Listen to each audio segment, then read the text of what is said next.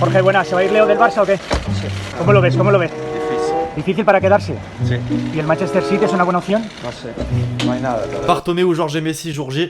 L'équipe, j'espère que vous allez bien. Aujourd'hui, nouvelle vidéo un petit peu particulière. C'est le grand jour. En tout cas, un jour déterminant pour le feuilleton Messi. Son père a rencontré le président Bartomeu aujourd'hui pour parler de son avenir. Alors, deux positions différentes, forcément. D'un côté, on essaye de négocier son départ libre, le père de Messi. D'un autre, on tente simplement de le convaincre de rester, de prolonger même. Le dénouement, c'est pas pour tout de suite. Les rumeurs, elles continuent. Aujourd'hui, la BBC a confirmé l'accord contractuel qu'on mentionnait dernièrement entre l'Argentin et City, à savoir 100 millions d'euros par saison sur 5 ans et une prime à la signature de 250 millions d'euros. Alors qui croire dans tout ce foutoir, difficile à dire, on en saura un petit peu plus dans les prochains jours, prochaines semaines même, j'ai envie de dire. En attendant, l'équipe, j'ai envie de lancer une petite série sur la chaîne, on va tenter d'imaginer le 11 des grands clubs pour la saison 2020-2021, et notamment en prenant en compte le mercato, les rumeurs, mais pas que. Et aujourd'hui, bah forcément, Manchester City, on va se mettre à la place de Guardiola. Alors je vais pas parler plus que ça, on va rapidement entrer dans le vif du sujet. Juste avant, je vous rappelle que cette vidéo est sponsorisée par OneFootball, l'application numéro 1 sur toute l'actualité du foot, gratuite, ça change pas, c'est dispo dans la description. Toutes les infos sur le dossier Messi d'ailleurs, c'est sur OneFootball.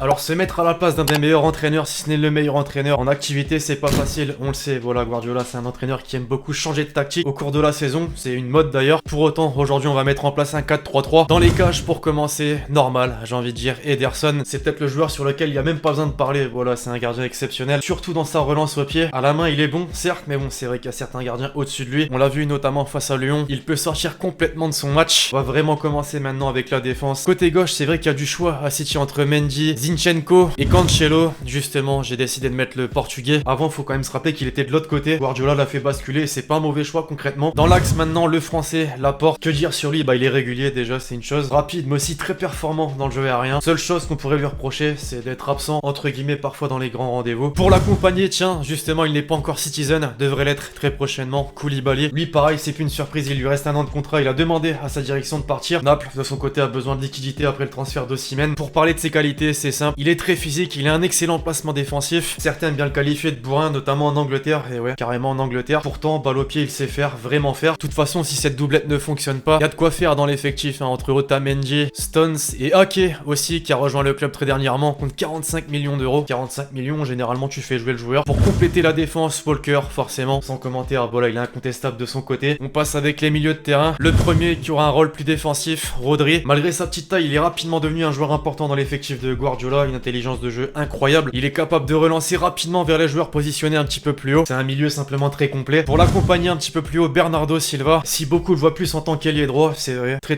performant à ce poste. Faut pas oublier que cette saison, il a beaucoup été utilisé au milieu de terrain et a régulièrement brillé. D'ailleurs, faut pas oublier que son nom a aussi été lié à celui de Messi récemment, avec la rumeur notamment d'un potentiel deal entre City et le Barça. C'est vrai que j'aurais pu mettre aussi le jeune Foden. Pep lui a aussi énormément fait confiance au cours de la saison et c'est possible finalement de le voir prendre une place de titulaire indiscutable, surtout que David Silva est parti. Pour compléter ce milieu de terrain, sans surprise, le meilleur milieu du monde actuellement, l'inévitable De Bruyne. Il est capable de faire la diff, une qualité de passe inégalée, il est aussi excellent sur coup de pied arrêté. Voilà, rien à dire de plus. Pour basculer sur le secteur offensif, côté gauche, Sterling. Pareil, voilà, indéboulonnable depuis l'arrivée de Guardiola, il a une marge de progression incroyable. Seule chose qu'on peut lui reprocher entre guillemets, sa finition. Le match contre Lyon d'ailleurs en est un bel exemple. Après avoir fait le plus dur, parfois il peine à finir ses actions. Maintenant, attention, imaginez le mal de tête en passant de Sterling à Messi, voilà. Et même, tiens d'ailleurs, de Bruyne à Messi.